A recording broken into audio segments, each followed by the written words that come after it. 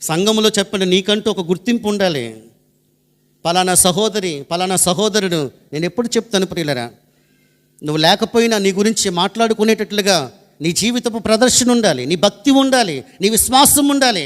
పలానా సహోదరుని ద్వారా మేము నేర్చుకున్నాం, పలానా సేవకుని ద్వారా మేము నేర్చుకున్నాం, పలానా పెద్ద ద్వారా మేము నేర్చుకున్నాం, ఆ యవనస్తుని యొక్క జీవితం ద్వారా మేము నేర్చుకున్నాం.